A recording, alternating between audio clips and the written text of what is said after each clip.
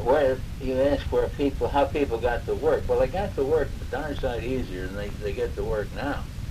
In other words, they went down to the corner and got on the trolley car. Maybe they had a transfer, but they transferred to another trolley car. And trolley cars went everywhere in the business and industrial area. So getting to work was no problem. No one lived out, I mean, very few people lived out in the country and went to work in the city regularly. So getting to work was no problem, and where they worked was pretty much, certainly in Newark, was industrial. It was one, when I was a kid, it was a big industrial center, leather goods particularly, and other things. I can't think of offhand, but we had big Johnson and Murphy shoes were made there.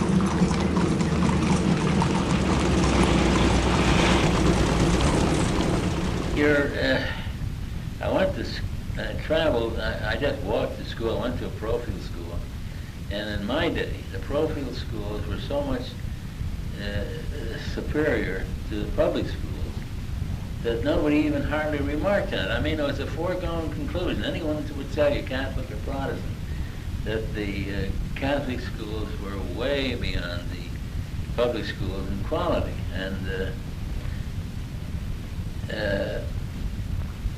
our son, I think, has changed. Public schools have gone up, and we've lost vocations, and so we don't have the quality of teachers and education we had way back then.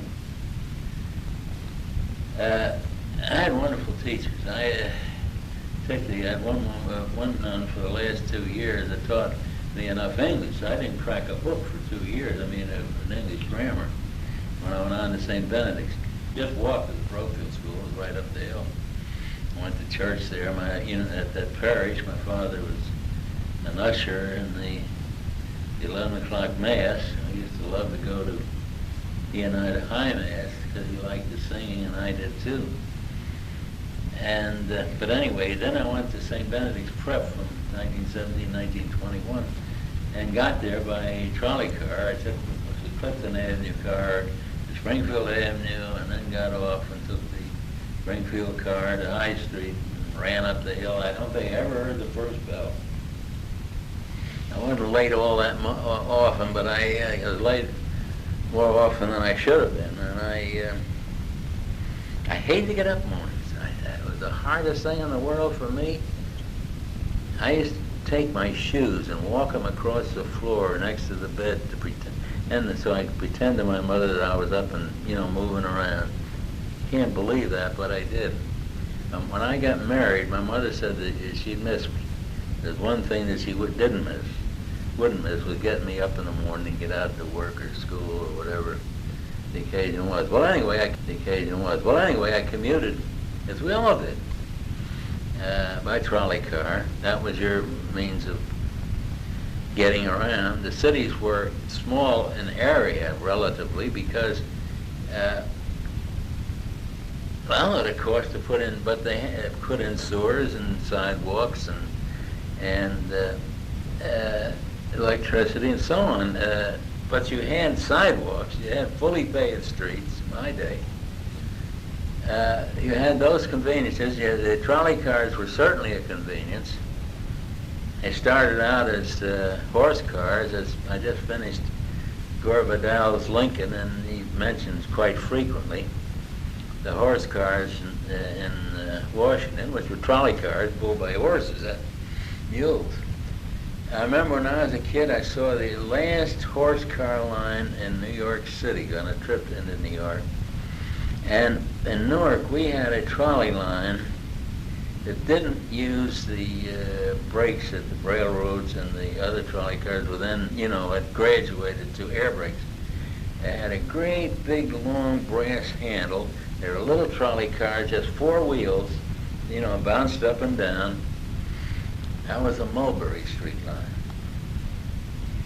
So then in the summer, in these trolley cars, they substituted open air trolleys. So you sat, the sides were open. You sat aisles facing the motorman. In other words, you were parallel to the width of the car. These seats, you got on and off. You had a crawl where people get in and out, but they were much better than a closed trolley car. Then the Jitneys, as they called them, after World War I, these cheap motor buses to carry passengers started up. A lot of them were started by war veterans, and of course the trolley company objected and went to court on it and so on, but the courts were sympathetic to these veterans running these little jitney lines. And eventually the trolley lines took them over, and eventually, again, the trolley lines were a thing of the past. It had a short life, really. The very first electric trolley was in Richmond, Virginia, in the 1880s. I've forgotten the exact year. But that was the first one. And, well, right after, I'd say by the 1950s, they were pretty well gone. Certainly by the 1960s.